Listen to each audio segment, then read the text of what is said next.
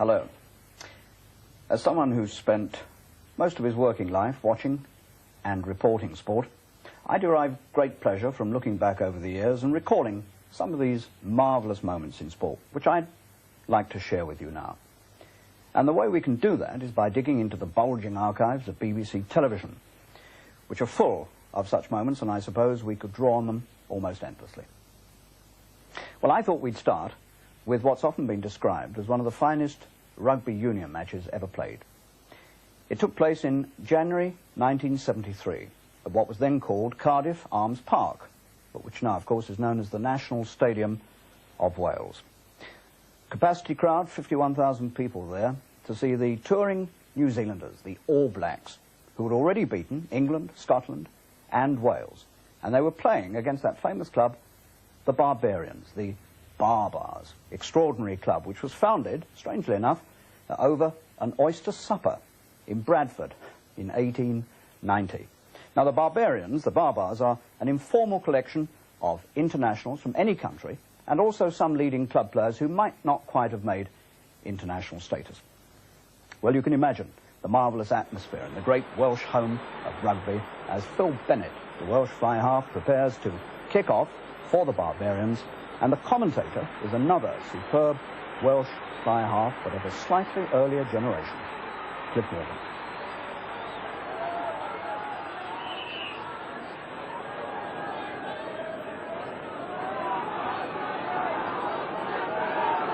So Mr. Georges Domergue of France handling this game, which he says is one of the great moments in his life. What can it produce? Just inside the 10-yard line.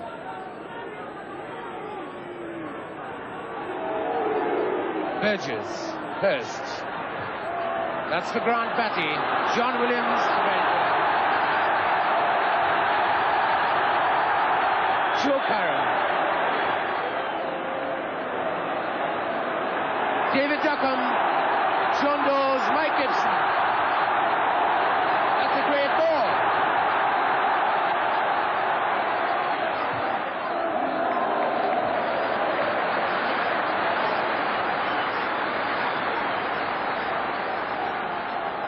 So the Gibson man starts running early on. McBride trying to get. Wilkinson going. Williams again. Everyone with him.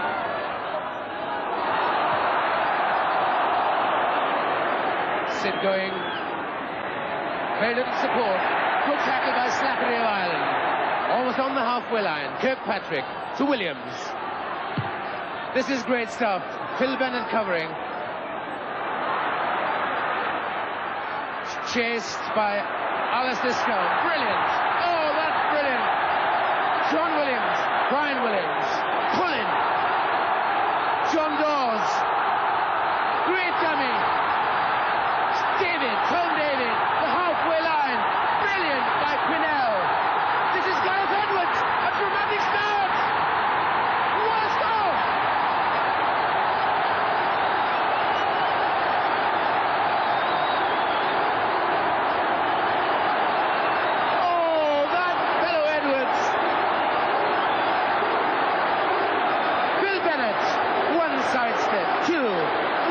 Beating.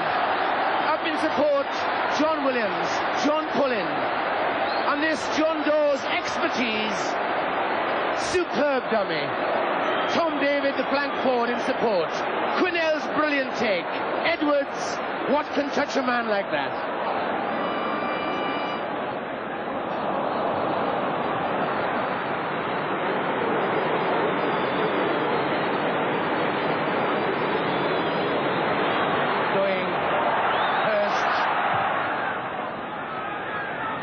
Duckham on his own 25. A long way to go, but he's prepared. Oh, this is David again. Tom David. Look at this. Well-beaten Batty. Callum's tackle. Slattery backing up. Inside to McBride. Willie John. Wilkinson. Edwards. Bennett. Dawes. Williams. Gibson. This must be a try for Bevan in the corner. Gascoigne's tackle.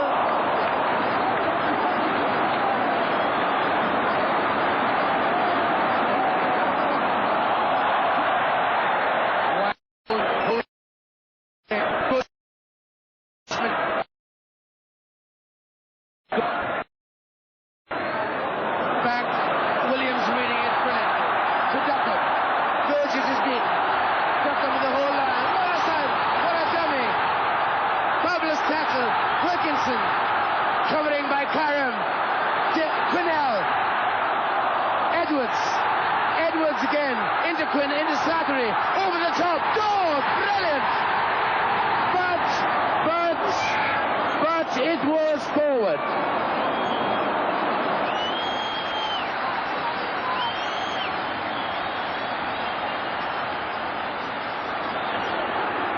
Here we are then, 10 yards from New Zealand's line. Going harassed by Edwards. Slattery's pickup. And he scores!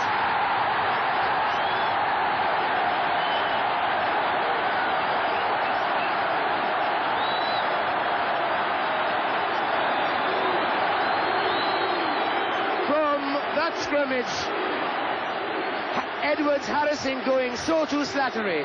That's the pickup. Couldn't be held by Burgess, Brian Williams or Karam. Phil Bennett then, from the identical spot, he converted a penalty.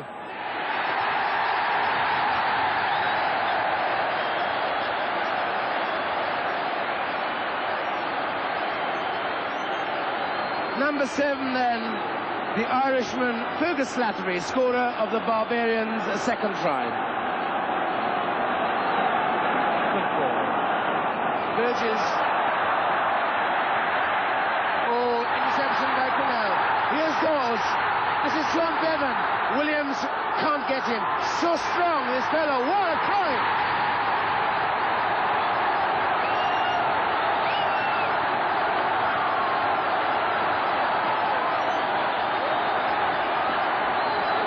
Well, this came when Bob Burgess failed to pick that one up, an awkward ball. Great tackle, that one, by Slattery again. Superb pickup. That ball from Dawes, brilliant. But see how strong this man is. He's done this once before to New Zealand in Canterbury. He only came into this Barbarian team because Gerald Davies cried off this morning. A superb first half. John Dawes doing for the Barbars what he did for the British Lions in New Zealand. Monsieur Georges Domer has had a very good match. He's allowed advantage. He's been unobtrusive. Pick up by Kirkpatrick. That's him, the big man. That's Whiting, even bigger. Forward it went. The referee waiting for the advantage. Will call for this set scrum.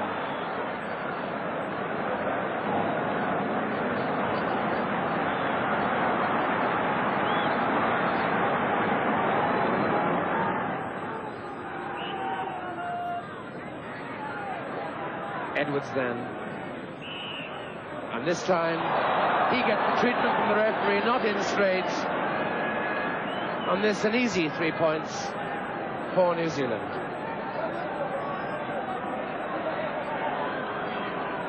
Some would say they should run it, but there's a long way to go in this game, and 3 points on the board could give you a little lift. And this probably is what's going through the mind of Ian Kirkpatrick. Joe Karam is kicking towards our camera just over the Taff River, the River Taff that runs alongside this ground.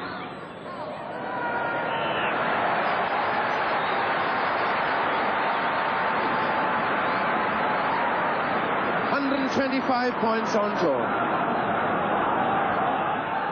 We've had 8 minutes of the second half, 17 points to 3 the score, and that's the Barbarians 25. Going Burgess brilliantly. Hursts. This is Karam in the line. Williams in the line. Can he get there? He's got great speed. Grant Batty is in.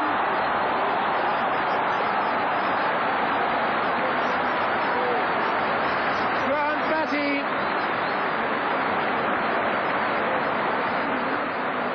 from this superb kick on his toes by Burgess. Into the line from Robertson came Brian Williams. He stretched his legs. There was Grant Batty at his elbow. Nothing could stop him.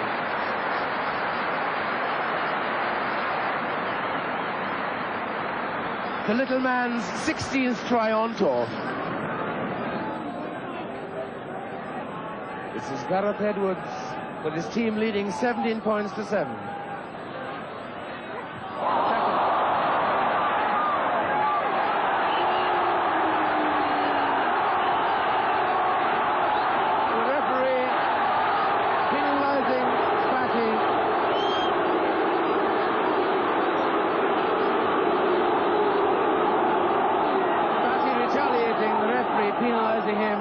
The Barbarians on the attack. Slattery to Williams. John Bevan from the halfway line. What a tackle that was. Ian Hurst did well to get back. Cut him to Brian Williams. 3 men there. He should have given it. Williams is too safe a player to try and run through. McDonald to Whiting. Front row forward. Ronnie Ehrlich. Covering again. John Pullen for England. The England hooker there at the vital moment.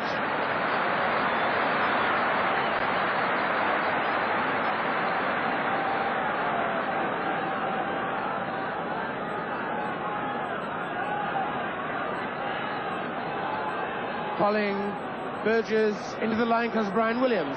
Over the top, it should have gone to Williams though. Duckham was in. Ahead for Batty. Picks it up. He scores for speed. Over the top. This is a brilliant try by Grant Batty. He picks it up. Superb pass from Colling. Burgess. Williams into the line. It should have gone to him, really. But it was made by that beautiful chip ahead and by this fellow's pace, beating John Dawes. John Williams too. Not many wings can control like that. 17 points to 11 then with Batty strong. Slattery's deflection. That's the great try. Willie John tackled by Alex Wiley. Beautifully fed to Edwards on the blind side. John Bevan. Kirkpatrick's tackle. The pick up by Bob Burgess, John Williams. The 10-yard line still. Wilkinson for the Barbarians. Edwards, Bennett, George is within, so too Duckham. Now Gibson's outside Duckham. These two between them have got pace. Kirkpatrick's tackle on Duckham. Batty as well. Carmichael of Scotland. David of Wales, Pullen of England, Slattery of Ireland, Gibson of Ireland. That's his genius. That's now Willie John. From David of Wales.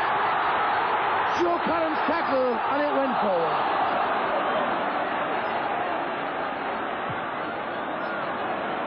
And that by Lindsay Colling, a great piece of play, but Duckham can keep it in. David Duckham. Lambert misses him. Kirkpatrick as well. Colling was in that again.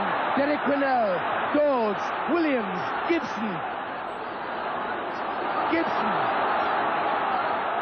Slattery to John Williams.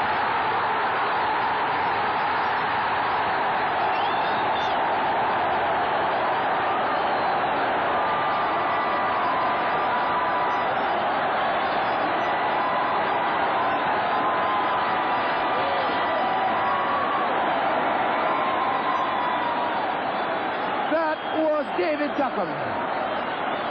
See how eventually the Barbars refused to let this ball die. Dawes, Williams, Gibson, they're not content. Gibson having done his job. Williams was outside Slattery and his sidestep beat Karam. And Batty's despairing tackle.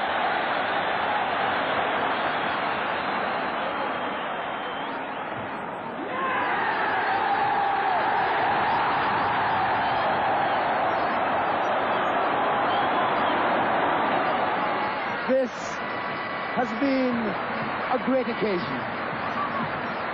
Let me not say a word now as we listen to this crowd and we watch some of the greatest players of the decade, indeed of all time.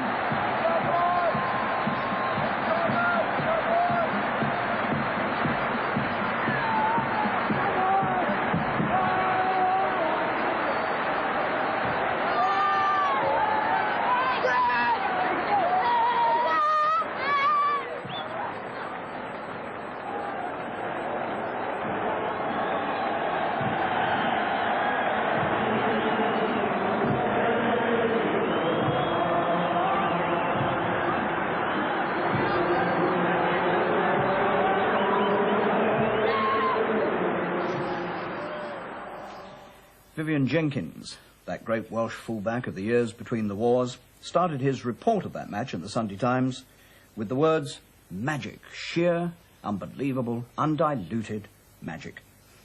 He was right. Well, let's come more up to date now with another unforgettable piece of rugby union history at Murrayfield in Edinburgh in March 1980.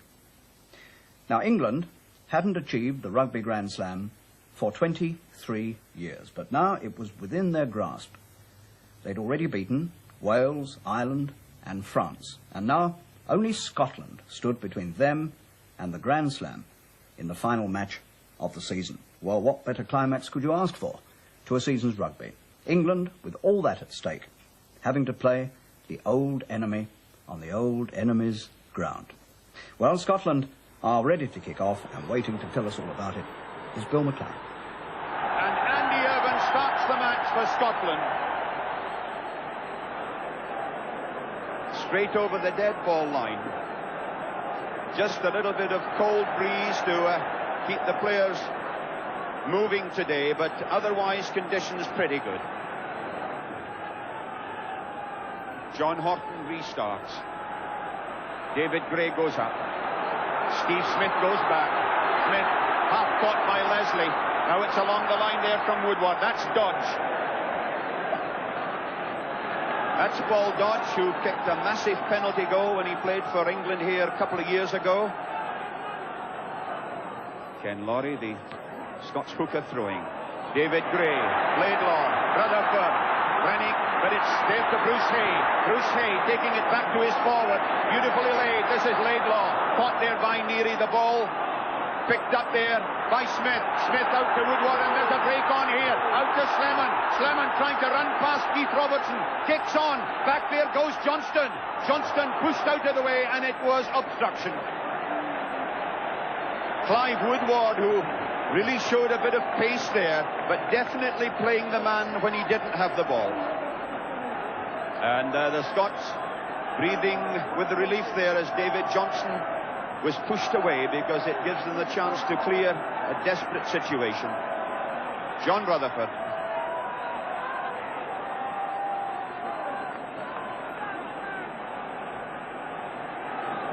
So the first shortened line of the match, and England have left in Colclough number 5 and John Scott 8 against Gray and Tomes. John Scott, Smith, this is Cotton, Bill Bowman, Bowman tackled by Rennick. David Johnson out to Irvine.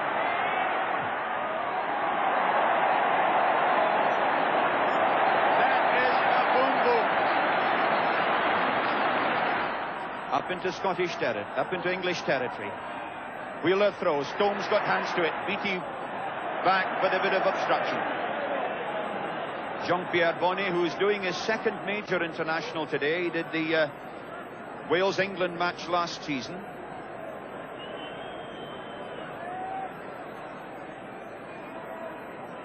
Stay here.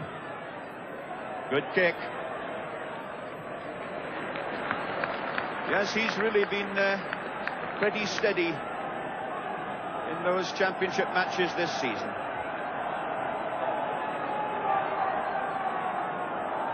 That's Ken Laurie of Gallahooker. Smith again. Horton. Woodward. Oh, what a lovely bit of work by Woodward. A great chance for Carlton. He's bound to score. What a super try. And so John Carlton puts on his second try of this season for England. Got his first against France. And it all looked really so easy. Steve Smith there, almost caught by Leslie. Horton along the line. Now watch here how Woodward kidded on. A lovely step in off his right foot. Beat Johnston. And Carlton's positioning was simply brilliant. That was a lovely try. No meteorological trouble for him. Indeed, no trouble at all for him. And so England go ahead by 6 points to 0 with just 16 minutes of the first half gone. Well, some vocal encouragement for the Scots there. It's Ken Laurie throws. Laidlaw, Rutherford, Rennick, Johnston. Johnston half through out to Rennick. Good English lateral defence, though. However, there's a chance for Keith Robertson. Robertson going outside Lemon. Well, Keith Robertson isn't regarded as an authentically fast wing three-quarter, but he really made a lot of ground there very quickly. Notice the bounce. He was travelling well, and he just needed a couple of inches, but didn't have them.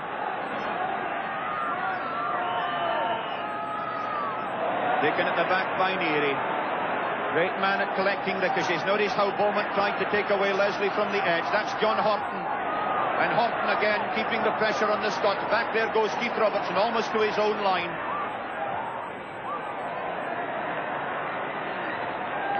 And Keith Robertson, who played stand-off for his club Melrose last Saturday, a great utility player.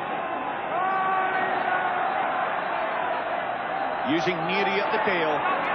Smith, the drop, Woodward thinking about the drop goal, running past Laurie over the 22. Oh, Woodward half through again. Has he made a try for Sleman? And Mike Sleman scores his 5th try for England. And once again, the Scottish tackling to Woodward, the centre, running was really well below standard. It all looked so easy. Tony Neary winning it from Leslie. Smith changing his pass beautifully. Woodward really fought to the drop goal with the left foot. Ran outside Laurie. Now watch this mazy bit of running. Again coming off one foot, then the other. The quick acceleration. That is brilliant running. And Sleman up there as always to take the try.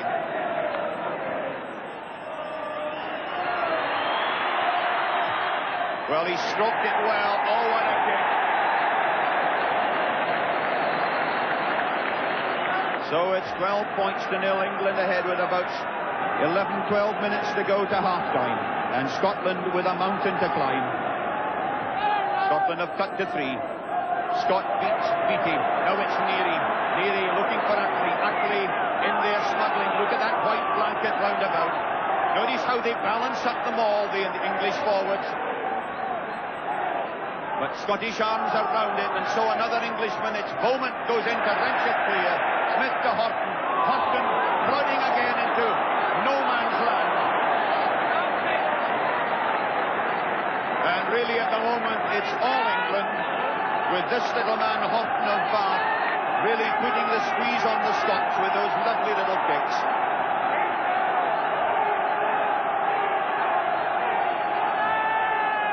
Laurie held it back to Tomes. That was a good throw in, Laidlaw in trouble.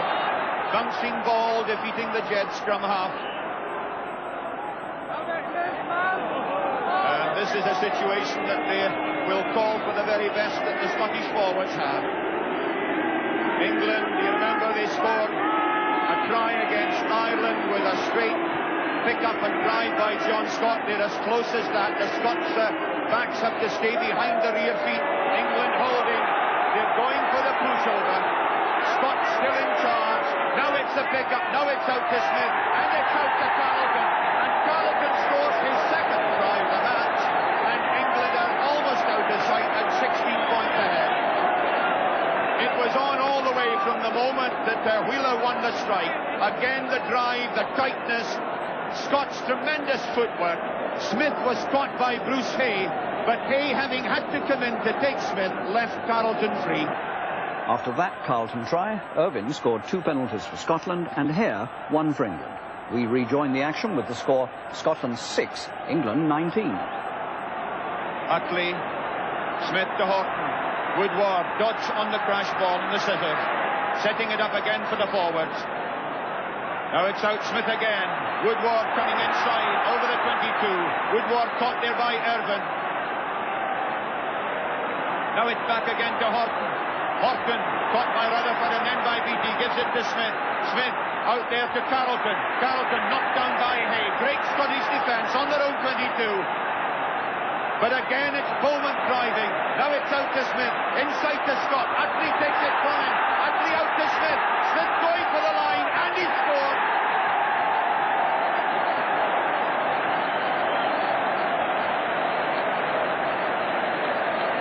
So that try by Smith surely seals it now. It was great interplay between forwards and backs leading up to this situation, with Beaumont giving to Smith. Then the forwards took over again. Scott and Utley. Lovely pass from Utley, and Smith stepping inside John Rutherford. Rutherford got the tackle in, but it wasn't good enough. Domes, Laidlaw, Rutherford, missed out Rennie, gives it to Johnston. Johnston caught there by Dodge. That's Woodward, thrown down by Leslie. Laidlaw out to Rowan, the prop forward. Rowan and Baromeo gives it there to Keith Robertson. Robertson with Domes outside, hands it on to Laidlaw. Laidlaw caught there by Utley, inside the England 22. This is John Beattie. Beattie caught there by Wheeler. Gray feeds out. Now it's Rutherford. Rennie, Johnston over the 22 line. Out to Jim Gossman. Gossman. Now to Laidlaw. Not a lot of room there, but Rennie still going. Can Rennie make the line? Tackle just shot, but it's a try for Domes. Brilliant support work by the Scots. They really deserve that try because it came out of defence. And it came here with David Gray playing scrum half. Rutherford to Rennie. Now watch here how Johnson made most of the running. Then Jim Gossman brought it inside. Laidlaw was the link man. Then Rennick with that little glide of his off the left foot. Just a metre short himself. And Domes, his Hoyt club mate, up to score the try. Can Andy Irvine make it 23-12?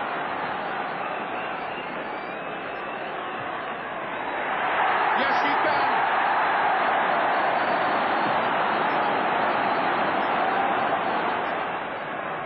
And England back on the Scottish 22. Oh, that's another monumental drive. But the Scots breakaways taken away. This is Domes again. Domes having one of his great games for Scotland. Lays it back. Bigger out there to Laidlaw. Laidlaw to Burnett. Burnett to Rutherford. Rennie. David Johnston out to Robertson, inside to Irvine, caught by Horton. That's halfway. And Utley, number 6, did tremendously well to get across field there. But I tell you, this game isn't over by a long shot.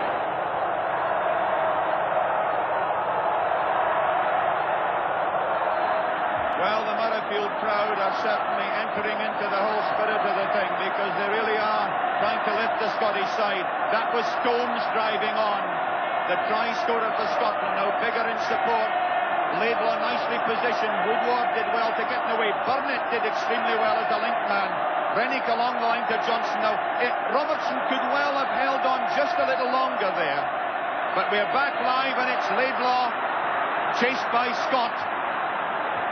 That was Dodge hoisting. Oh, and it's going to be a good try for Carrollton. With that hesitation, Irvine and Gossman in trouble. And Carrollton scores his 3rd try of the match. And that surely is England's Grand Slam try. What a day John Carrollton has had. Watch the indecision here. Irvine and Gossman not certain who was going to take it. And all John Carrollton had to do was stretch his legs. Despairing tackle by Keith Robertson. Laidlaw to Laurie to Tones.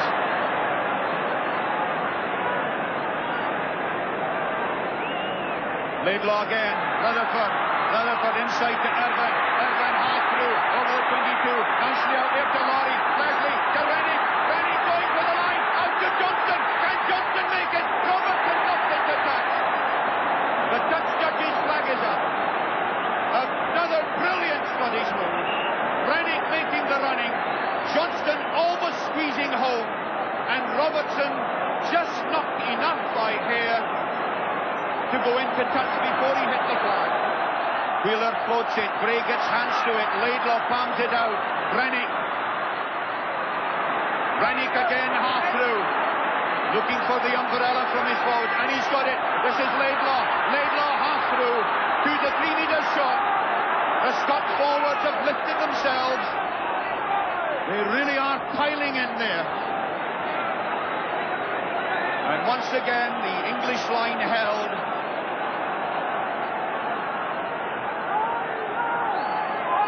And what will the England forwards do here? Will Peter Wheeler go for one against the head, or will they put in an 8-man shove? Well, it's an 8-manner, I'm sure, and I think the bonus might be that they've won the ball as well, although Gray trying to go. Gray, back there to Rutherford. Rutherford going through. Oh, what a run!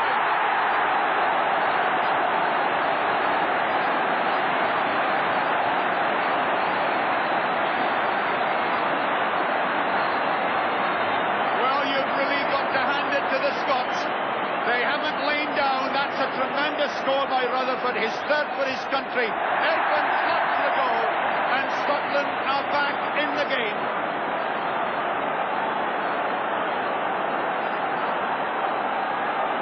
It was a fiercely twiddling scrimmage. Leslie fighting clear. The big man Gray did well, and notice how Rutherford with a little check, the little swerve, and the acceleration. That was good stuff. Scots all set to run. Laidlaw, Laurie. Laidlaw again, gives it to Leslie. Leslie driving into Utley. Now it's Laidlaw again. Rutherford, Rennick, Johnston. This is John Beattie, the number 8 forward. Beattie helped there by Jim Gosman, 21. Yet another member of the West of Scotland club to be capped for Scotland. And what a roll of honour they've got now. The referee's whistle goes for the end of the match.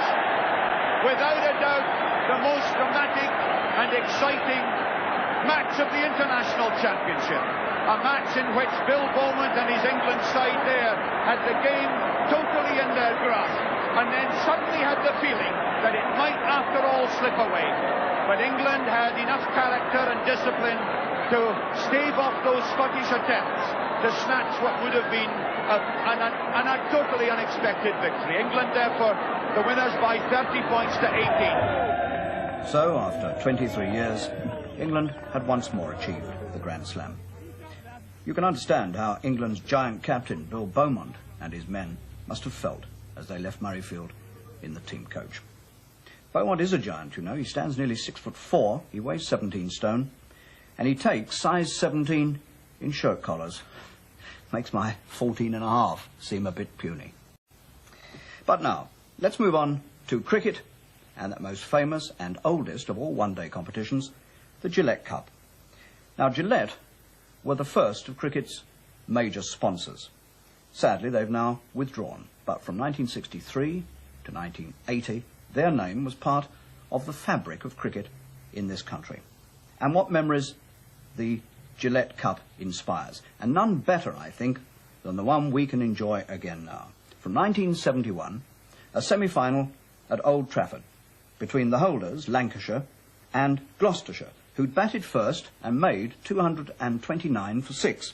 Now, as we pick it up, Lancashire have made 122 for 2, and Clive Lloyd, anxious to get on with it, faces the bowling of Mike Proctor.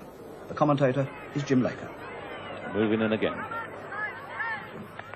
And yet another bounce of the Clive Lloyd, and how magnificently he put that away through mid-wicket. Controlled, hook shot all the way along the ground.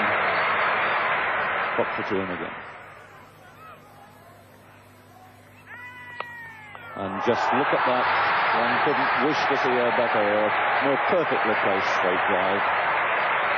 4 more runs, and the delight on the Lancashire supporters there. And runs now coming to a fair pace. Lloyd instrumental in putting Lancashire up and cut ahead with the clock at this stage. Barry Wood, his partner, he still made 50 at the other end, playing the sheet anchor role and doing it so very, very well.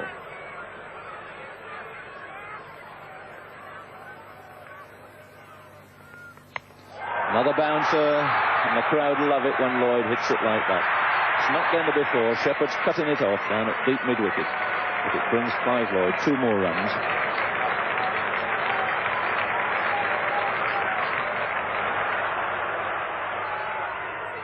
And he comes once again to Clive Lloyd. Barry Wood attempting a single to the wicketkeeper, but he's not going to make it, no. And a fine return there, and Barry Wood run out.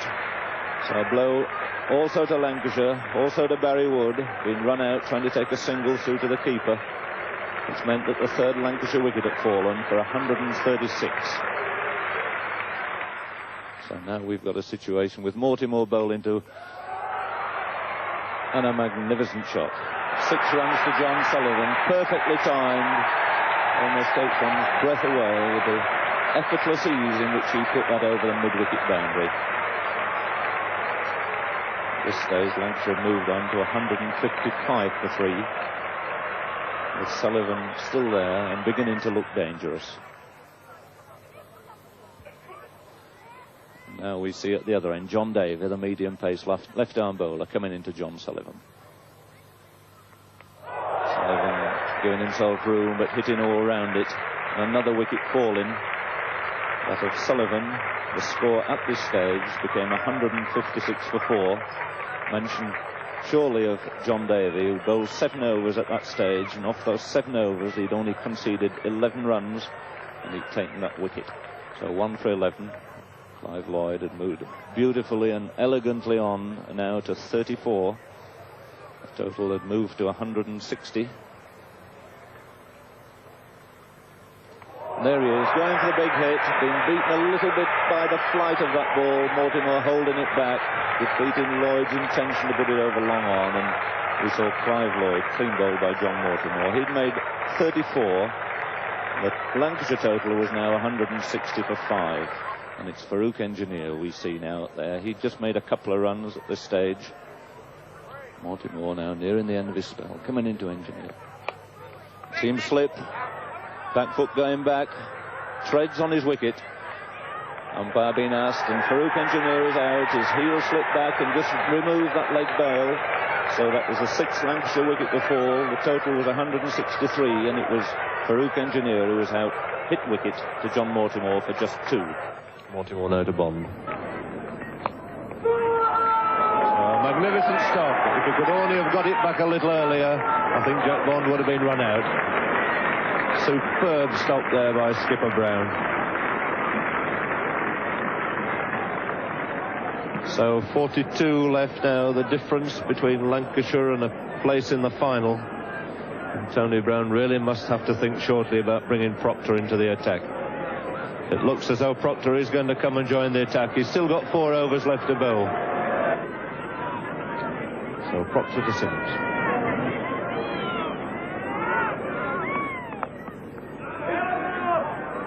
Immediately the umpire coming on. He's just bowled 1 ball, and umpire Bird coming over to see Arthur Jackson. And I can't think they'll stay out there. Really at 25 past 8 at the end of July. It's amazing that we've been able to carry on so long. Jack Bond obviously doesn't want to disappoint this enormous crowd. He'd like them all to stay and see the finish. He'd like to see a Lancashire victory in this semi-final game, see them through to Lord's. But if they consult much more, it's going to be very dark by the time somebody makes a decision.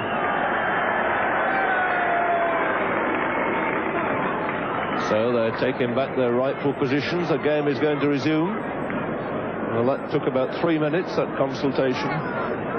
The light worsening the whole time.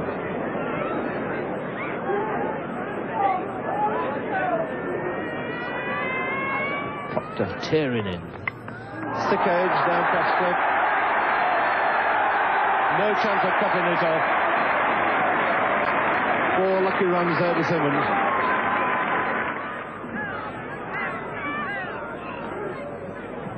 So tremendous scenes here. Proctor in again. That's the bouncer. A brave hook shot by Simmons in the gathering gloom. Brings him a single. But he couldn't have seen too much of it. So Skipper Bond to receive now from Proctor.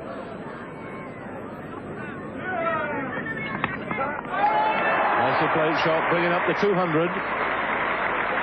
Bond taking a single to 3rd man. So more enthusiastic applause. Some of their hands must be pretty sore, all the clapping they've got through today. 3 hours 36 minutes the 200 has taken. 27 wanted off 7 overs. John Mortimer to come in for his 10th over. He's bowled him.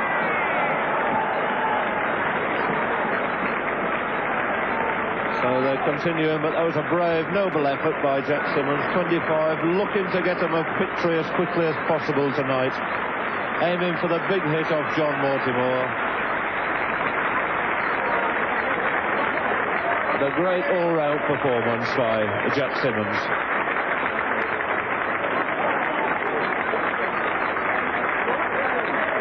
The point is, of course, that his eyes have got accustomed to this light. Whether the same is going to apply to David Hughes, who's coming out of a pavilion, in fact a dressing room where the lights are on inside.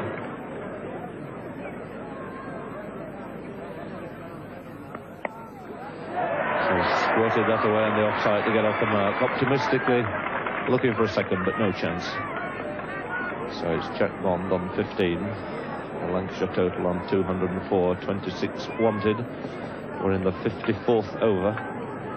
A little bit worried about the light. It's certainly got progressively darker, despite the fact that Proctor is coming off. It's going to be John Davey. 2 overs left. He's bowled 10 overs, 1 for 21.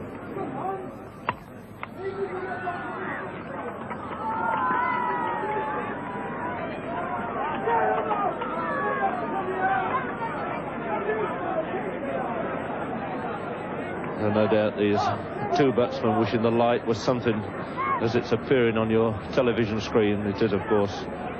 There's no relation to the actual light here now. It's really extremely dark. I can never remember a first-class match being played at this time and in such bad light.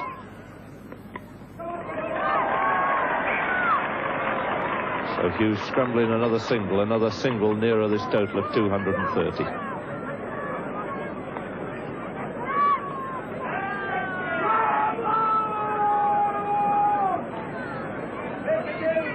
All the lights on there, shining brightly in the Lancashire dressing room. Just above the clock. 8:45 it's showing.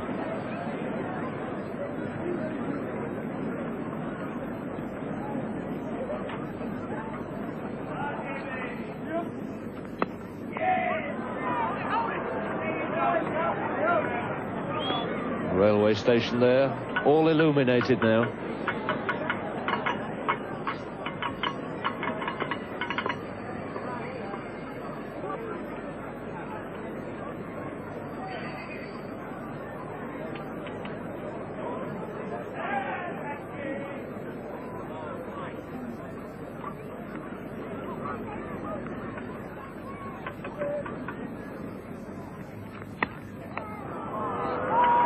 Still finding the middle of Jack Bond's bat. So only a single. Davey, really a fine performance this by Jack Davey. 1 for 22 off 11 overs.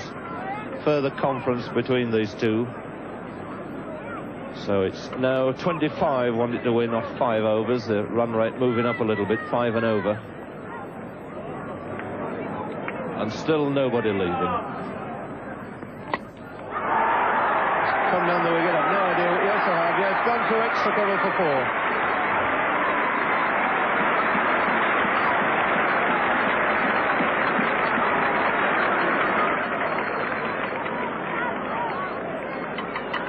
So 4 good runs for David Hughes, using his feet, getting down the wicket to John Mortimer.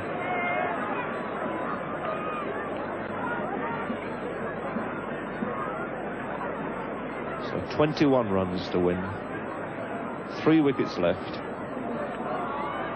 and 56 balls.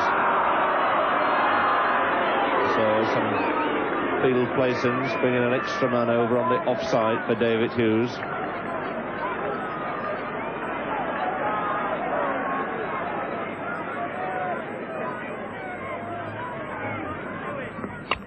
That swung away, could be 6.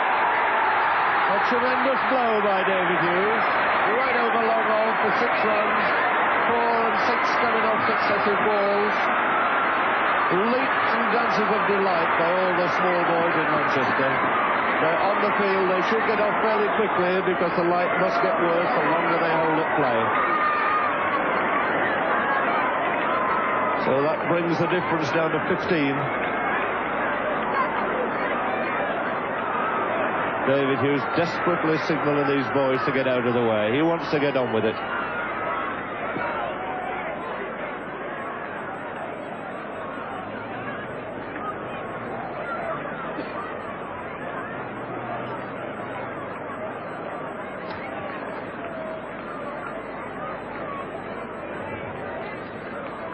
Mortimer again. Challenge accepted, fine off drive. This won't find the boundary. Bishops is there. They're coming back for the second.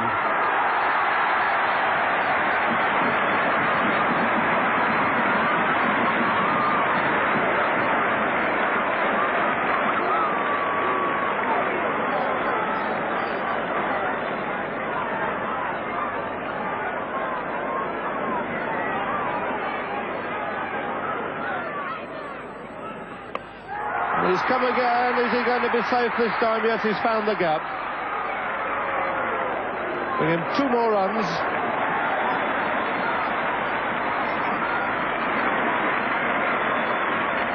So tremendous over this for Lancashire. Just 11 wanted to win.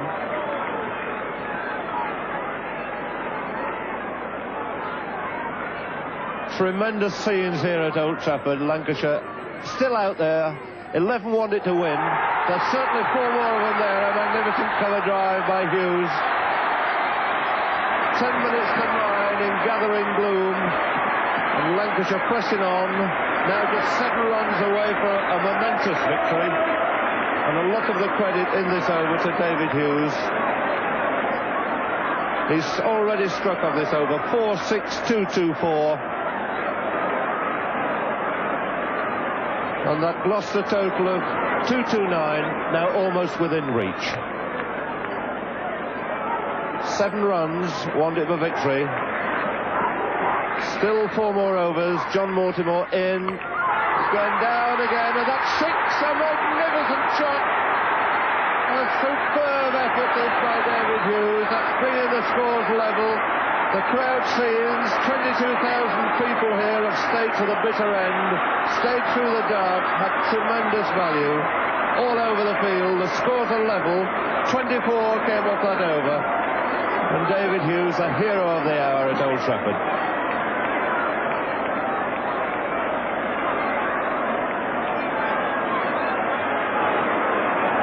So a game of cricket I shall remember for a very long time. Never have I seen a game, a first-class game, go on such a length as this. From 11 o'clock this morning. And now, after 10 minutes to 9. Proctor being tossed the ball, but what chance has he got now? 3 wickets still to fall, the score's level. So nothing now for Gloucester to do, but all gather in and try and prevent the single. And Proctor's only chance is a hat-trick. He's not going back off his first run. In he comes. Bonteface, a bouncer. And listen to the hoots from this crowd. Proctor has been the villain of the piece here over the last hour and a half or so. He's let loose a number of bouncers, and it is very dark now.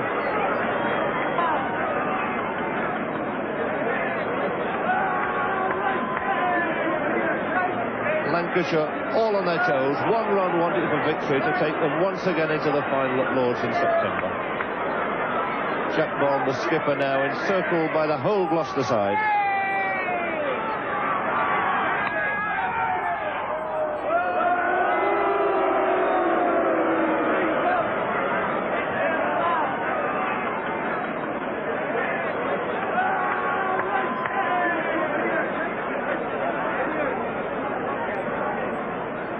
Six runs these two have come on. Lights in the railway station, lights in the dressing room. There's lights everywhere except on the field, but it certainly hasn't worried David Hughes or Jackie Bond.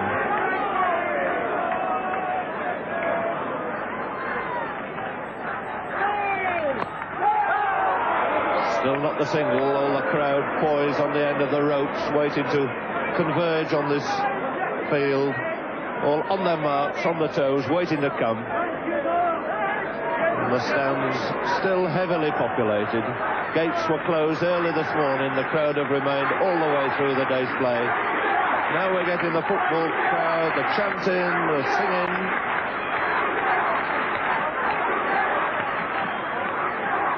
And Proctor again to Bond. Tried to swing it away, wanted to go for a leg by, but sent back.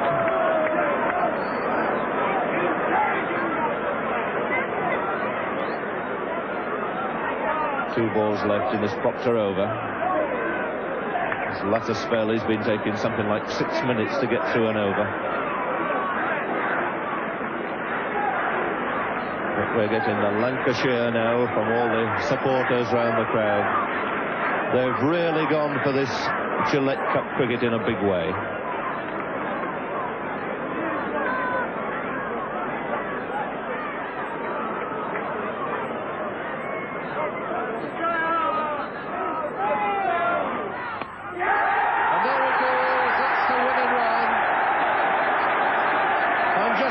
Scenes. Who's the fastest man? It's David Hughes. He's off halfway into the pavilion. Whole of the Gloucester team now encircled by this enormous crowd coming right across Old Trafford.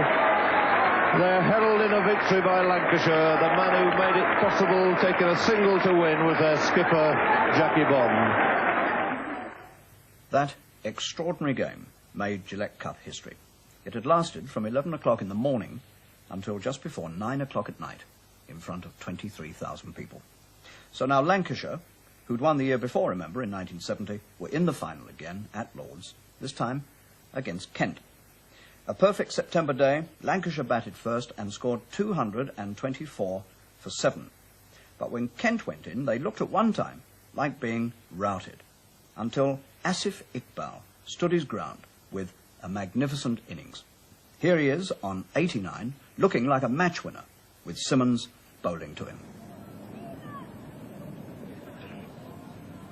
And a magnificent catch. You can't possibly see a better catch than that in a final. Look at the boys getting up to Jackie Bond, the captain who took it.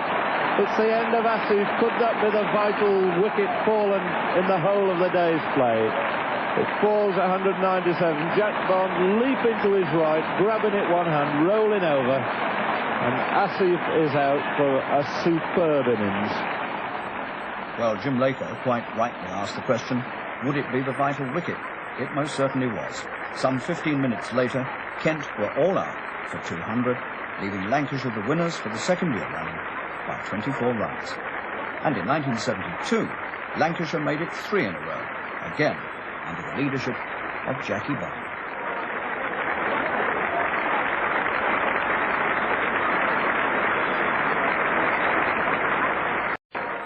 In 1975, cricket's first World Cup, the Prudential World Cup, was organised in Britain, bringing together 8 nations in one-day competition. Now, the sponsors poured well over £100,000 into it, and the great climax came at Lord's in June in the final between Australia and the West Indies. Well, what a prospect, with the arch destroyers Lilly and Thompson on the one side, and master batsmen like Clive Lloyd and Rowan Canai on the other. A real feast of cricket. So let's sit back now as the first over unfolds, with Lilly of Australia bowling to Fredericks of the West Indies, and your commentators Richie Benno and Jim Laker. It's a fine shot. First runs of the day by Fredericks. Cut away. There's Gilmore, the fielder, at third man on the fence. And a fine throw coming in. So West Indies scoring the first run off Lilly.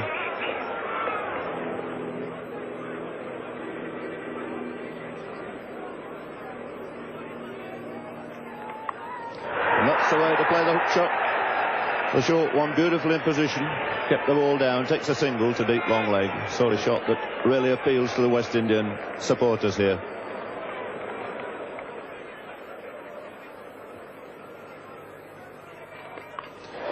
And there's a great hook shot. It's out of the ground. Oh, well, what bad luck that was. Played a magnificent shot, thread on his wicket, hit a 6.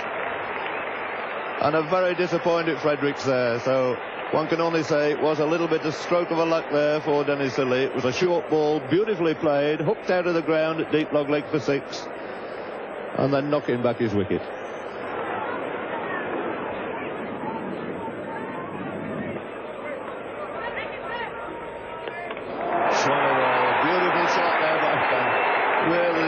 Calichuran is in magnificent form, following that glorious cover drive with a beautiful hook off his legs for 4. And that's it, got behind, and there's a flick. Not the greatest of shots by little Alvin Calichuran, but Gilmore, who kept him quiet all through that overbill in a very accurate and good length, finally making the little man have a flick outside the off stump.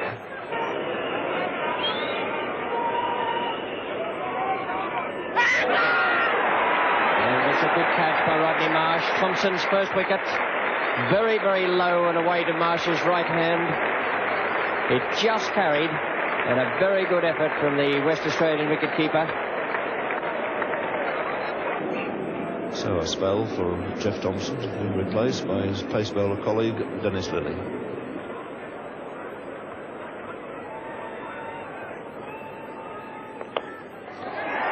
Effortlessly thrown off his legs this time by Lloyd.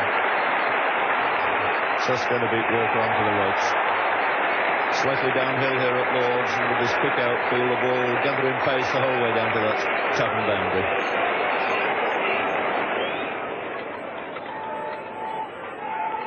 Magnificent hook shot out of the ground. Superb shot there by Lloyd. The West Indian crowd on their feet. No doubt at all about that shot. Beautifully played, in position so quickly. So Australia discovering here that there's another man they mustn't bowl short to. Really a brilliant hook shot for 6 there by Clive Lloyd, taking him into double figures.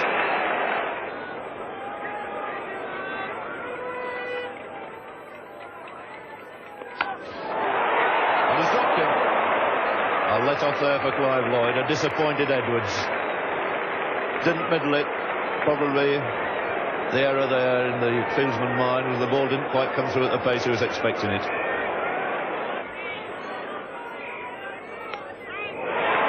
a fine shot for 4 runs. Just straying in direction down the leg side, and Lloyd made no mistake. So the 100 comes up now for the West Indies. It's also the 50 partnership between Lloyd and Kanhai in only 49 minutes. And Kanhai's made only 6 of them, so the whole thing dominated this morning by Clive Lloyd. Walker's been brought back on now. He's got through 7 overs for 22 and bowled very well in the first session. Just about to bowl his 8th over now to Clive Lloyd.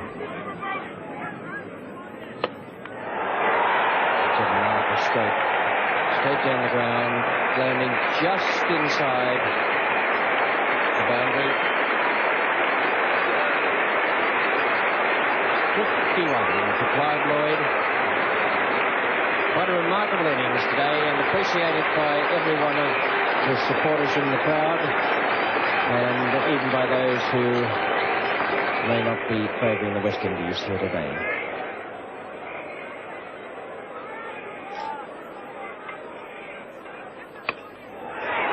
Ross Edwards is coming round under that, and he's put it down. Another very difficult chance for Edwards, and he's unable to pick up that one either. That was perfectly placed by Ian Chappell. He put Edwards out there for that lofted shot away on the offside. Here it is again. Greg Chappell, the bowler. Kanhai slashing away outside off stump, and Ross Edwards coming around from point on the fence.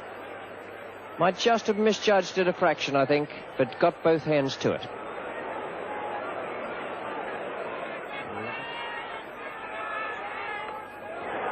Lilly is the man coming in under that, and he's put it down as well. 3 chances dropped by the Australians, all of them difficult,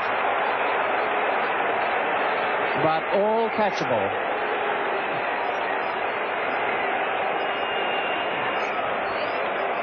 Kanhai picked up 2 runs. Disappointment there for the Australians, but they have only themselves to blame.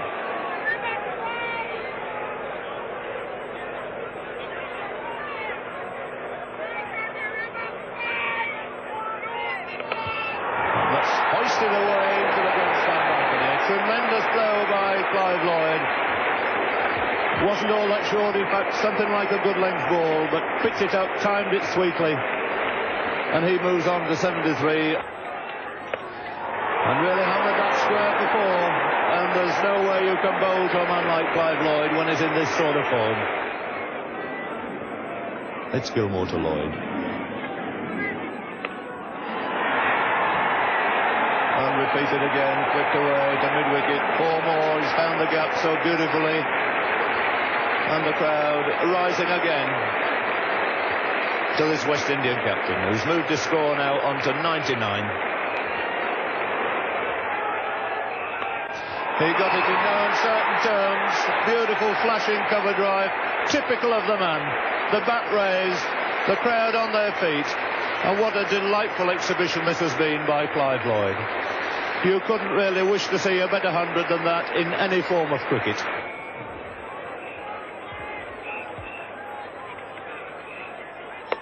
What a glorious shot. What a magnificent shot. Wide half volley, waiting for it, cracked it square, up goes the hat, it's 50 now to Rohan Kanhai.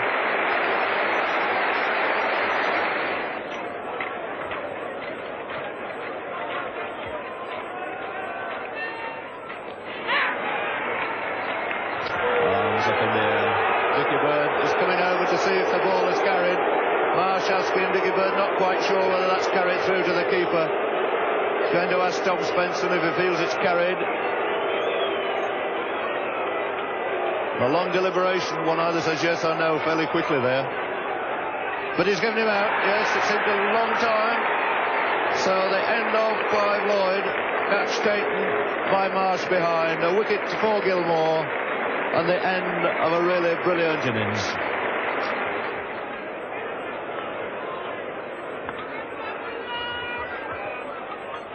There's bowling. So Gilmore taking his 3rd wicket. Kanhai fairly rapidly following his partner Lloyd.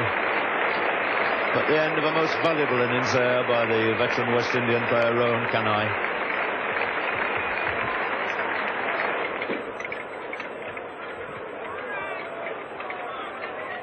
And he's bowling, what a great over this is. Well, Gilmore turning it on again. It's Richard's turn to go this time. So this young man who's been held back, he only bowled the first spell of 6 overs. And took a wicket in that, has now come back and in 3 overs he's collected another 3 wickets. His figures at the moment standing on 4 for 34 and brought this game very much again Australia's way. 209 for 6. Change in the bowling. Doug Waters has bowled his last over, and it's now to be Jeff Thompson bowling to Boyce. Lilly, and it beats him into the boundary.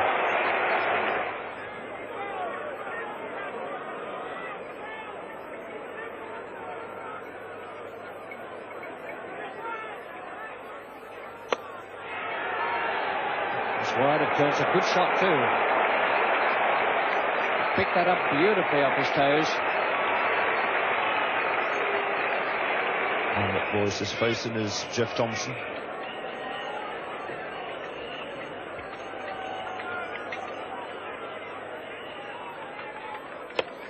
And that's a full pitch.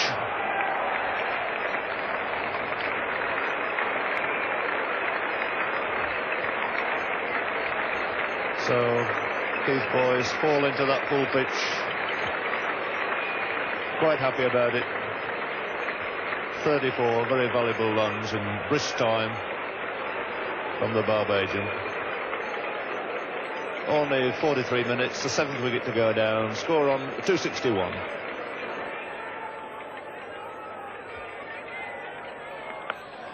He's had a go at that. He's middled that one all right. It's a fine shot by Derek Murray. And Lilligan in the treatment, another 6. And he will not learn that you can't bowl them halfway down to these West Indian cricketers, no matter what order they come in. Derek Murray at number 9, a fine hook shot into the crowd for 6. Boosting this West Indies score now to 282 for 7. And Murray has gone very quickly into double figures.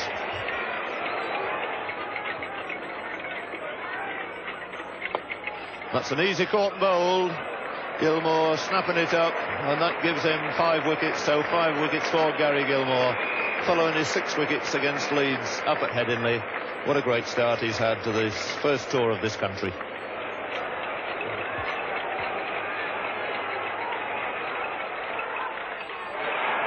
And nearly swung himself off his feet there. Gilmore not too worried about it, but he could be, because they'll run a second one. So 2 more, that's it. It's the end of the West Indian innings. Their score standing on 291 for 8. Superb century we've seen from Clive Lloyd. And the bowling honours here taken by Gary Gilmore, the man walking off with 5 wickets to his name. Well, what a massive task the West Indies had set Australia.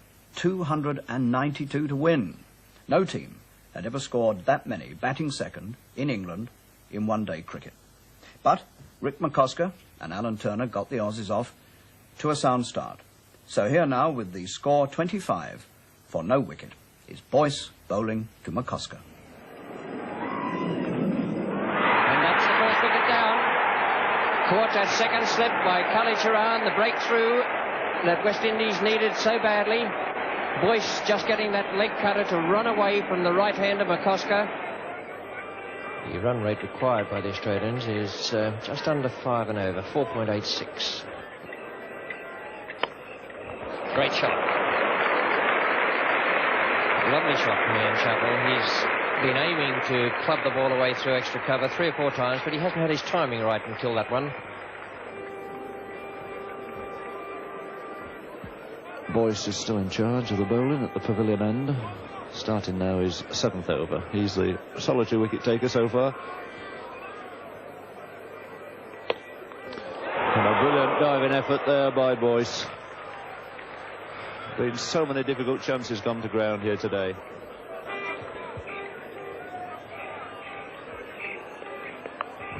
It's a short one, a great hook shot there by Alan Turner. Really latched onto that one, waiting for the short one. Put it away decisively behind square for 4. Clive Lloyd, who invariably in these matches seems to come on for a few overs and very often snaps up with a valuable wicket. Field very much on the defensive, no slip for the West Indian captain. So the 2 captains here in direct opposition.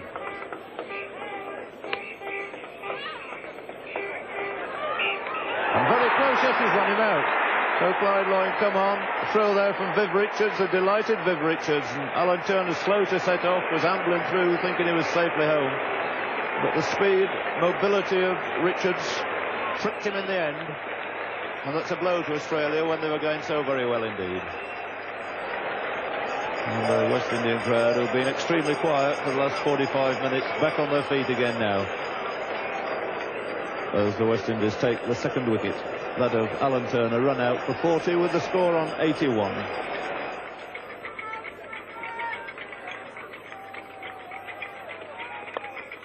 It's away all right this time. Beautiful shot. Elegantly clipped off his legs there by Greg Chappell.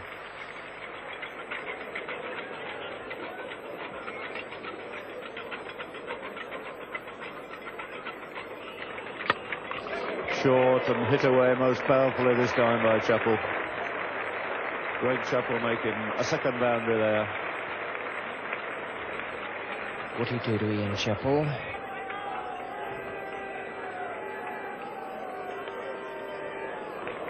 It's 4 runs, very fine glance there by Ian Chappell.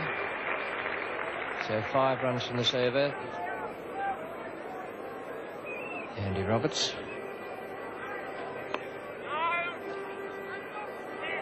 Oh, and there must be a run out here. He must be out. Richards again.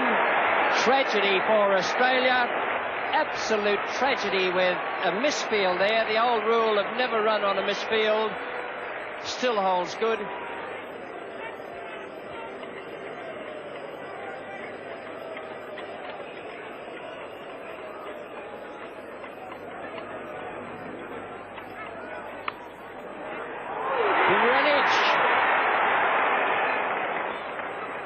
Waving that he hadn't caught it, it bounced just in front of him, but a great piece of fielding. That's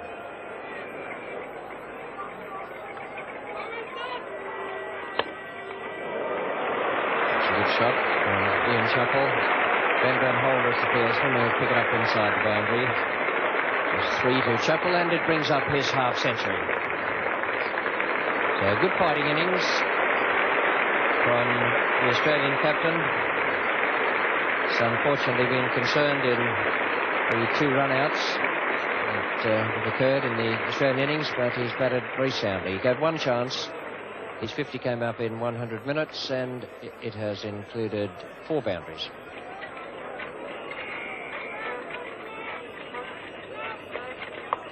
And a terrific shot.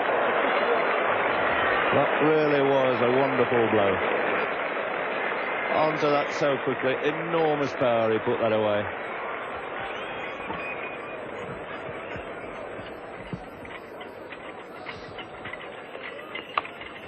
Oh, it's a glorious shot. Short, cut away off the back foot by Walters.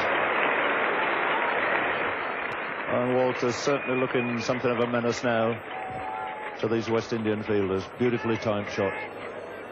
162 for 3 after 38 overs. Clive Lloyd now pushing a man back on the deep square leg boundary. So a man on the deep mid-wicket boundary. 2 men back now. Here are the fields. I think that Ian Chappell will be having something of a dart at him. Well, there's plenty of open spaces. And again they're in trouble, and again he's run out. Oh dear, what a calamity for Australia. And it's this man Richards again. Really tossed it away. Absolutely needless run out there by Australia. And utter confusion again between the 2 Australian batsmen.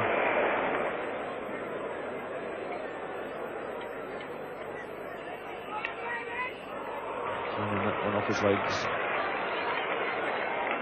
So into his stride fairly quickly. Takes 2 runs.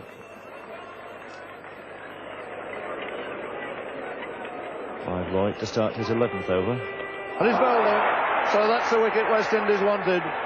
And that could be the turning point in the game. Walters, who looked and gave us a glimpse here of his true form, fall into Clive Lloyd with his score on 35. A 5th success for the West Indies, with the Australian score standing at 170. Boyce to Marsh. Bowled him, and that, I should think, is just about the end for Australia. Marsh, bowled by Boyce, aiming away through mid-on. He made 11, and the Australians are 195 for 6 in the 47th over, chasing 292 to win.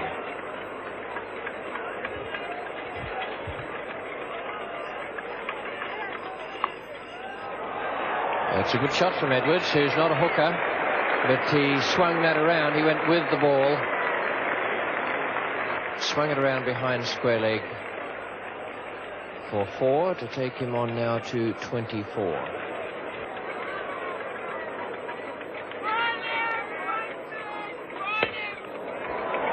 It's a very good shot.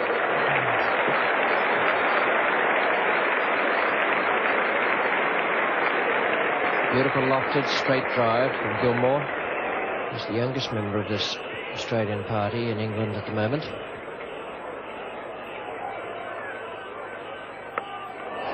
And that must be out. Kanhai, and he's caught it safely. Just 10 yards in from the boundary. An attempted bouncer from Keith Boyce. And Kanhai in all sorts of trouble there. 4 runs. It's a good shot from Walker.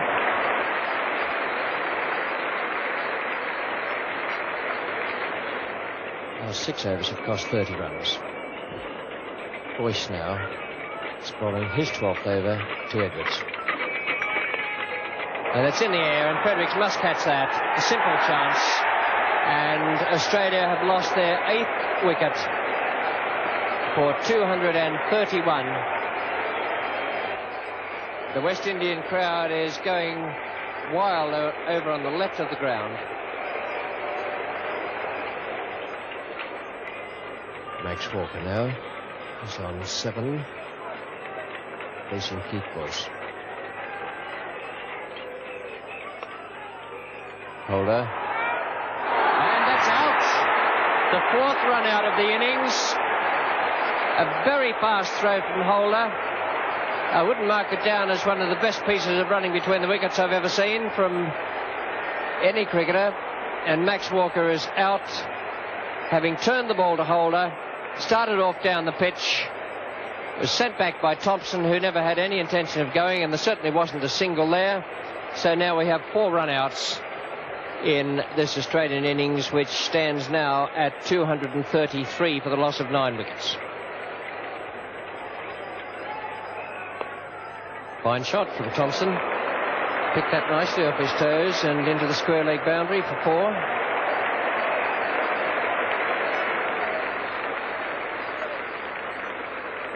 Australia now on to 243 for 9 wickets. And the West Indian contingent ready on the sidelines for the dash over and when West Indies can pick up this last wicket.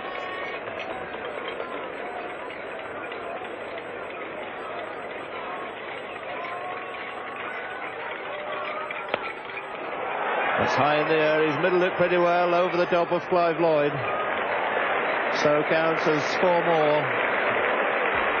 And the Australians not giving up without a great fight here.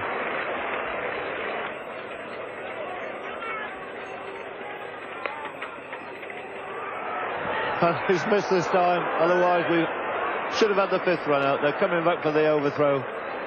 And if Richards had thrown to the other end, I think it might have been curtains. And the big crowd staying on here applauding the 250 achieved by Australia, and this has been a tremendous fight back. Full marks here to the Australians, standing on 250 for 9. Still wanting 42 more runs with their last pair at the wicket.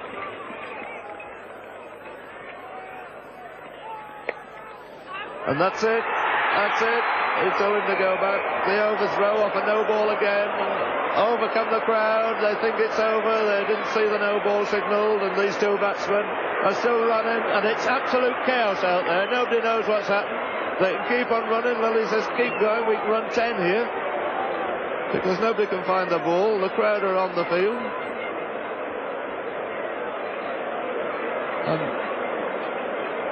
Everybody trying to find out now how many they actually did run, what happened. It was a no ball, it was a catch taken, it was a shy by Fredericks at the wicket, and they ran the overthrows. And Tom Spencer doesn't quite know what it's all about down there. And Thompson, who's played so well for his 21. And he's out, and that's a great stop, and what a way to end the match. 274. And I've never seen cricketers move as quickly, gathering the sacred stumps. The charge of the brigade over. A win for West Indies here by 17 runs. And unforgettable scenes here at Lord's Cricket Ground at the end of one of the greatest one-day matches one could ever possibly wish for. 291 scored by West Indies, 274 the Australian reply. And the crowd gathering in there now, mobbing over the pitch. They've waited a long time. Keith Boyce still unable to get through. That great mob of people that have surged onto Lord's ground here. The British law doing its best there to keep this excited crowd away. And Prince Philip, of course, president of MCC, with the trophy in his hand, beckoning to Clive Lloyd to come up and receive it. And it goes to this magnificent cricketer, and how well he and his team have deserved it. And so ended cricket's first World Cup after 9.5 hours of glorious play. A magnificent occasion, never to be forgotten by anyone who saw it. And that, appropriately enough, is a line that could well be used about our next sporting memory as we turn the clock back to 1966 to another World Cup final played in England, but this time in football. Of course, it's the England-West Germany match, the final at Wembley, at the end of July in 1966. Now, I'm particularly looking forward to seeing this because I didn't see it at the time I was getting ready to cover the Commonwealth Games in Kingston, Jamaica. But I did feel I had a bit of a personal interest in it, because way back in 1962, I had interviewed Alf Ramsey, the England manager, at his home in Ipswich for BBC Television, and he'd made then his famous prediction that England would win the World Cup in 1966. Now, Alf had only just been appointed the England manager, and his prediction, well, you could say it was laughed at. But now here were England in the final at Wembley in front of 93,000 very excited people. Now, our pictures are in black and white for the simple reason that all pictures on television in those days were black and white. But I think it does rather enhance the period feel of the occasion, as indeed does the voice of the commentator, because at that time it was the voice of football, Kenneth Wolstenholme, and with him is the late Wally Barnes.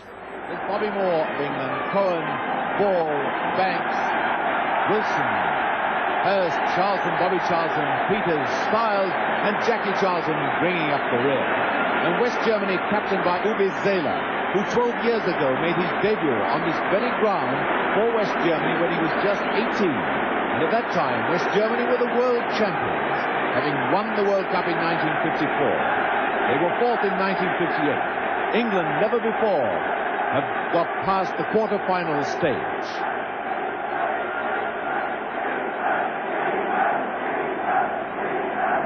And before the play begins, the rival supporters having a chanting, shouting and singing match with each other.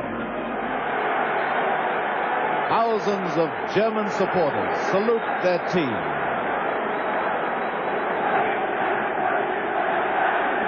This is the German side. Number 5 is Schultz, one of the greatest defenders in football today.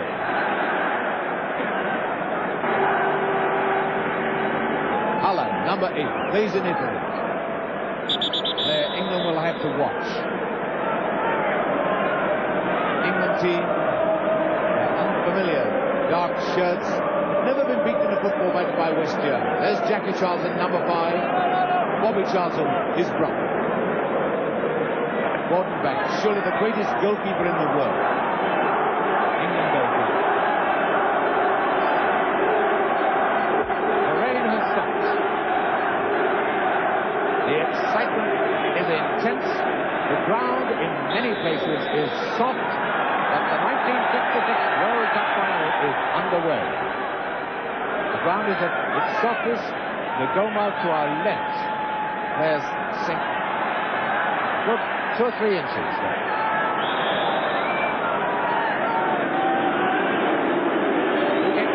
England going to be taken by Wilson.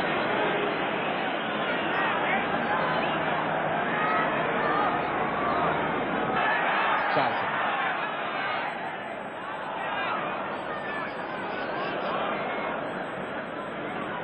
Bert Gale, the man who couldn't play in the semi-final.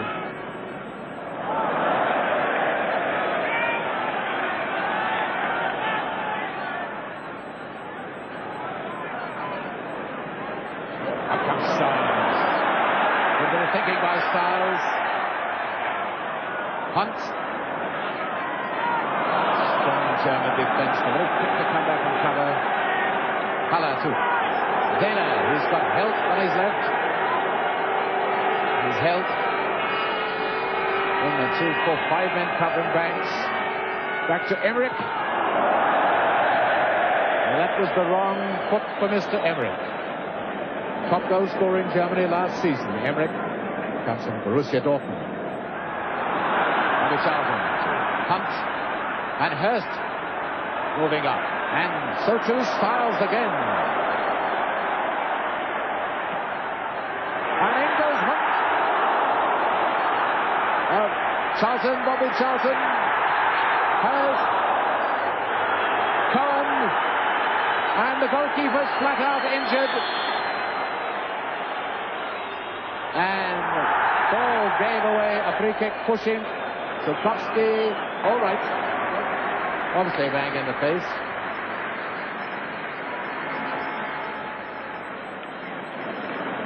Probably saying to himself, well, I heard Muhammad Ali, Cassius Clay was here, but I didn't think he was on the field. So it's a free kick to West Germany. It's Oberrat.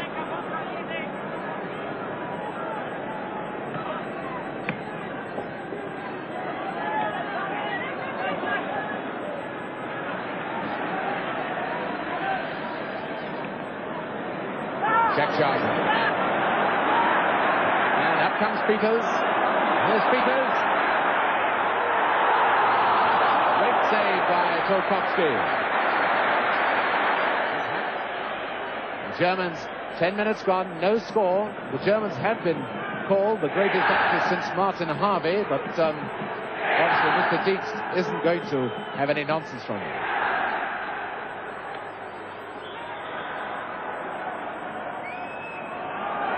Kick to West Germany. Mr. Dienst, without doubt, one of the greatest referees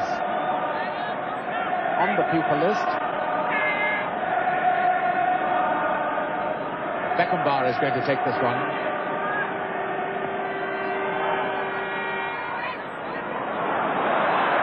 The defense is solid enough. All 11 of them are coming back. Nice. Ball with Bobby Charlton breaking on the left. Hurst inside, and Hunt right down the middle. And now Peters coming up. This is Peters.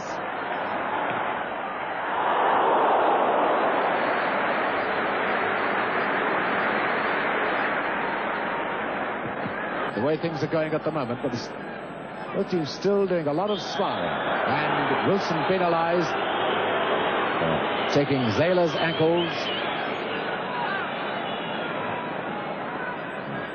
Haller to Zayler.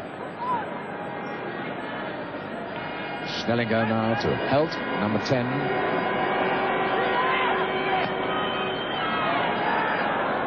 Who was the better? To Haller. A goal! West Germany has scored. 12 minutes gone. Helmut Haller has put West Germany in the lead.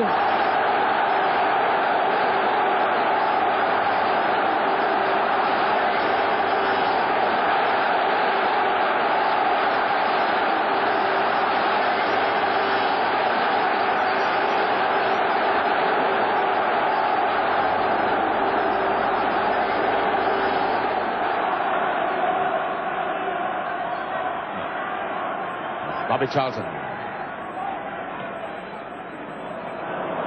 And it is number 21, Hunt, with Weber close to him all the time.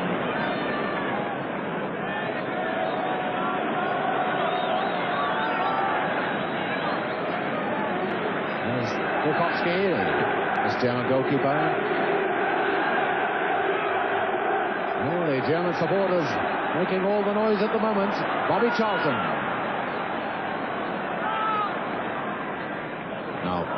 Warm moving up with the attack. And brought down by Overath. With a free kick. It goes! It's an equalizer! Ken, that was a brilliant piece of football there by Bobby Moore. He looked up and he saw that the Germans had momentarily gone flat across the penalty area. And he flighted it, of course, to his own home club player, who must always be looking for this type of cross when Bobby Moore's in possession. And there he is, putting them back on level terms now. Last Saturday, Jeff Hurst got that vital goal which knocked out Argentina. Now he's got a vital goal which has put England back into this game. Beckenbauer. So far we've seen no danger from him bursting through.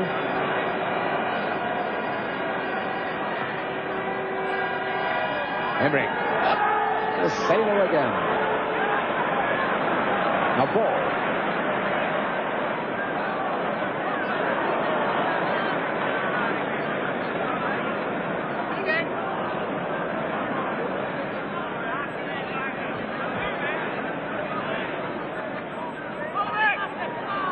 Number 10 is Hurst, and there's Stiles again moving up to provide an extra attacker now than Charlton. Beckenbauer spent all his time following Charlton, and more a defensive player than he normally is. And out goes Hurst! And there's ball!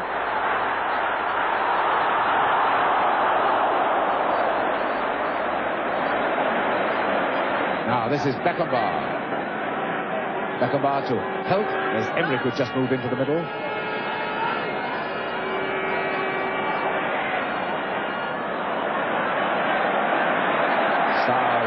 Brilliant tackle.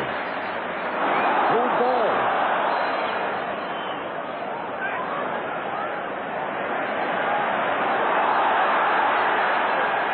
And England are rather lucky to get away with only a corner against them.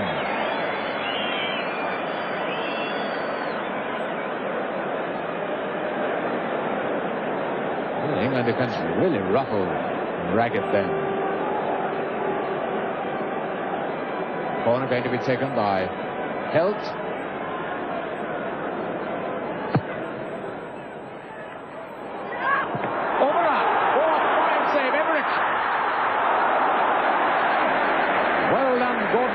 The hero of England.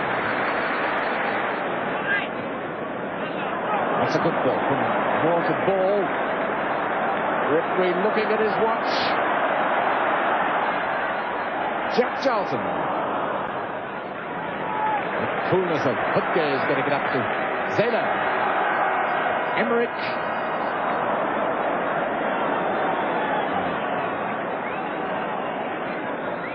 And there goes the whistle for half-time. The score, 1 goal each. Haller scored for West Germany after 12 minutes. Hurst, there's Haller, the scorer for West Germany after 12 minutes after a mistake by Wilson. And 6 minutes later, number 10 in the dark shirt, there he is, Jeff Hurst. The neat fleck, as neat as the one he got last Saturday, equalised for England from a quick free kick taken by Bobby Moore.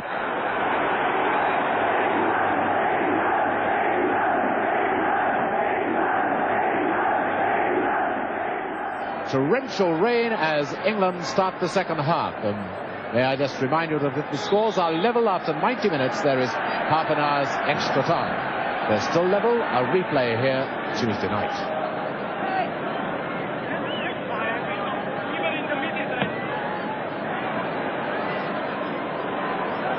Ball.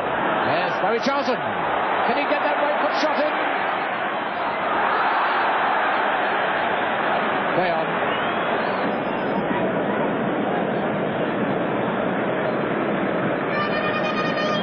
Cohen. That's Hurst again.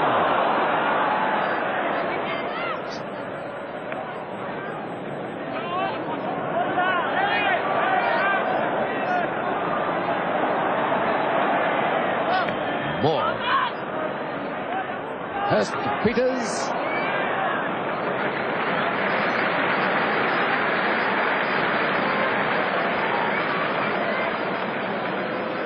Helt. This is Haller. Emmerich, who's had a wretched World Cup. There it is. Helt. Beckenbauer.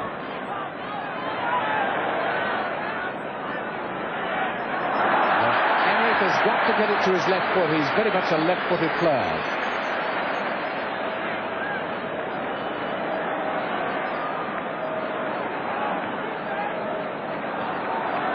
Bobby Charlton.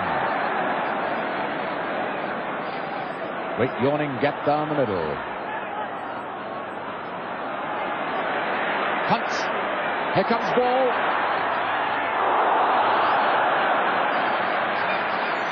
Corner kick. I remember the day before the competition began, Billy Wright saying that the last 20 minutes would be in England's favour on this pitch. The crowd seemed to sense it. Ball with the corner. Hurst. On a chance at goal! Peters.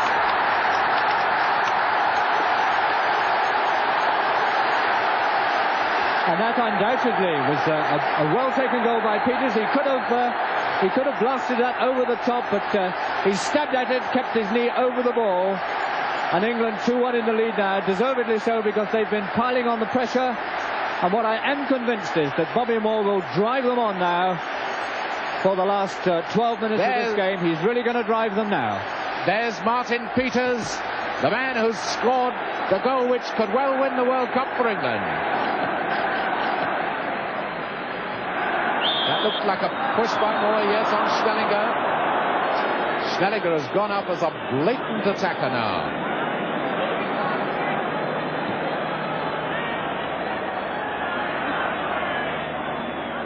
Weber, Schnellinger now to Haller.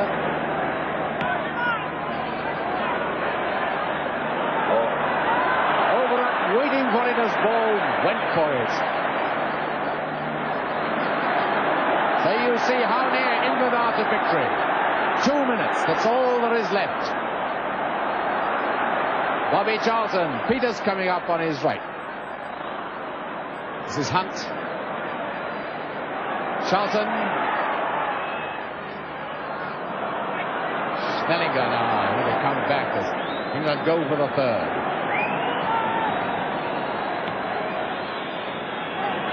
This is Ovra. There's Hell going down the left.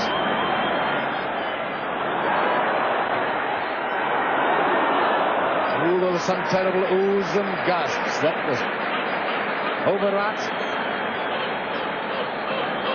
13 years ago, the Hungarians came and showed that England were no longer masters of football. And in those 13 years, England has fashioned a team which is on the threshold of being the world champions.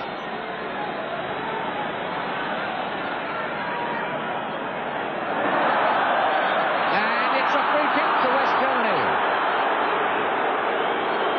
1 minute to go, just 60 seconds.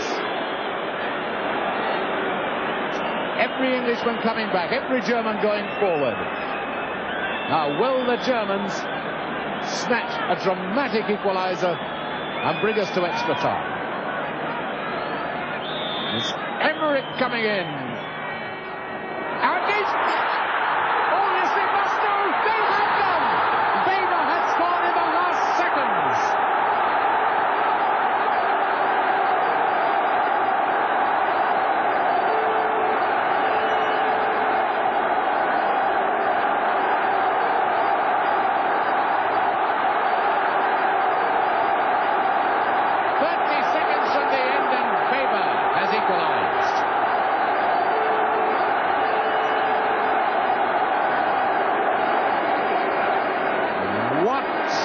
Dramatic end.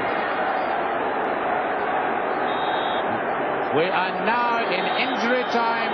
And there goes the whistle for the end of 90 minutes, so you can see how near England were to the World Championship. But now they have another 30 minutes. The despair that must have swept over England at that moment can well be imagined. They seemed what looked like certain victory snatched away from them. Now, with exhaustion threatening, cramp beginning to creep into the legs, it all had to be done again in the next 30 minutes. West Germany had the psychological edge. Their morale was soaring. England's was near to zero, and the stress and strain of it all clearly showed in their faces. There's Bobby Charlton, picture of a serious man. Off we go, 15 minutes each way. Styles has got stockings rolled down. There he is, right in the centre of the picture. Ball has got stockings rolled down. This is always a sign, cramp creeping into the consideration. In comes Haller. Number 8, Helmut Haller. Here comes Bobby Charlton. And Brother Jack breaking on the left.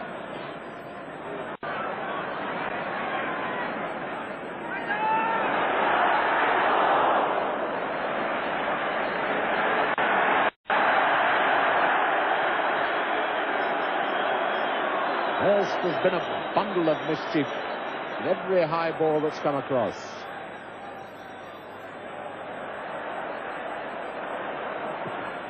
Ball. Jack Charlton, Peters, Bobby Charlton. Oh, hit the post, and the goalkeeper's taken another one in the mouth.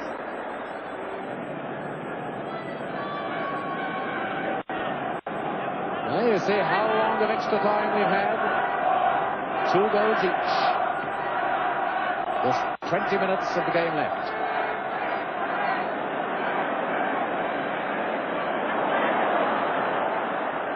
Here's Ball running himself back. And now Hurst, can he do it? He has done, yes! Yes! No, the linesman says no. The linesman says no. It's a goal! It's a goal! Oh, and the referee. This line at the linesman who can only speak Russian and Turkish. Alf Ramsey's team had shown their spirit, and the linesman's nod had sent them into the lead again, 3-2. The Germans now had to claw their way back. But there was still the second half of extra time to come. Another 15 minutes, standing between England and the World Cup and the delirious acclaim of a nation hanging on to every moment. Away we go.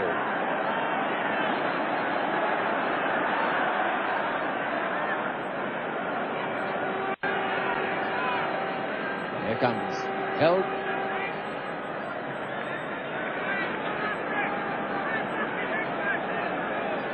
Emmerich.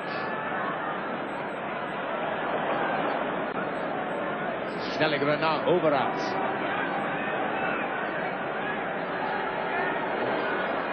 This is Emmerich.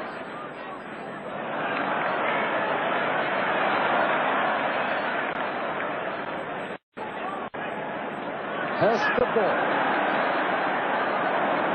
Now to Hunt. Here comes ball. Goodness, has he run himself mad, this young fellow. And Wilson.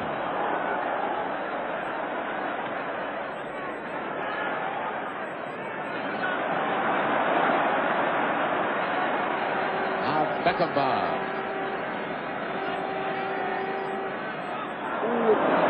Through Held, Emmerich was running onto that pass from Held. Noticeable, but Beckenbauer still hasn't got back. He's just walking slowly in midfield.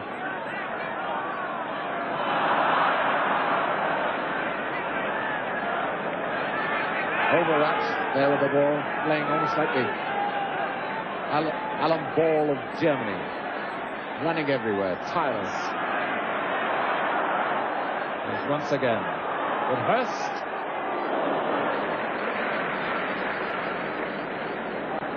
As Jeff Hurst still willing to have a go. 1 minute 20 seconds left for play. Here's Schultz. Schnellinger is looking as if he can't move another inch. Goes Haller, there's Zeller. Back to Schultz. Sensible one from Conan. This should be the last gasp. 1 minute to go. Everyone's got to come up for this one for Germany. Haller. Hunt. Now then, is Petke, the referee, looks at his watch. Any second now, it will all be over. 30 seconds by Harwood, and the Germans are going down and they can hardly get up. It's all over, I think.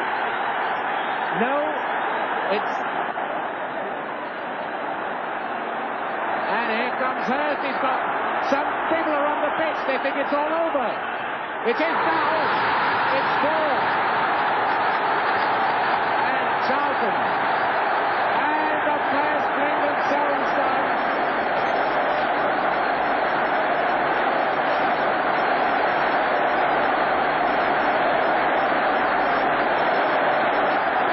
Got 3.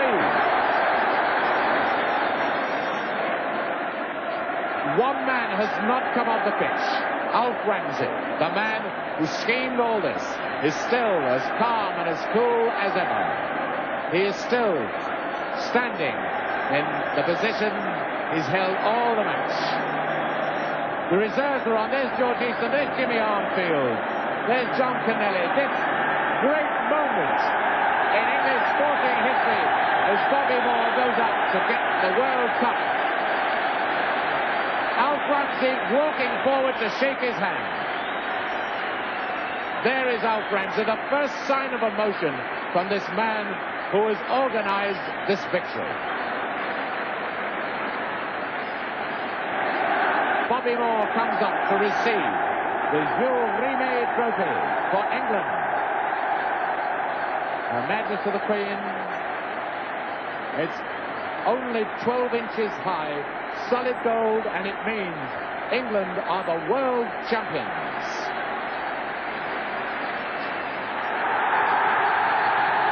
There's Sid Collins, a happy man, chairman of the International Committee.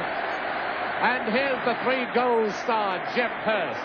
And Bobby Charlton weeping with emotion. Roger Hunt, Martin Peters, Jackie Charlton, Ray Wilson, Alan Ball, George Cohen, Nobby Stiles, and Gordon Banks. This great moment. There's the Jules Rimet Trophy.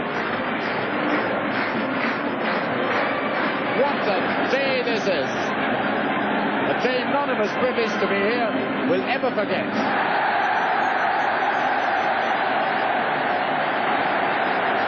This is a great sight. And what a sight by the Players' Tunnel.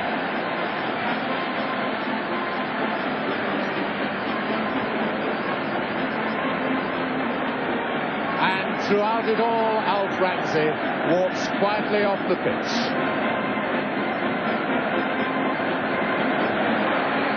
I have never seen Nobby Stiles like this before.